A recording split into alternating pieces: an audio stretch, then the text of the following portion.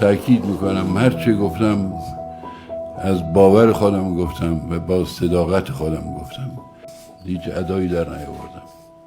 این تنها توفیق منه و تنها چیزی که میتونم بهش ببالم.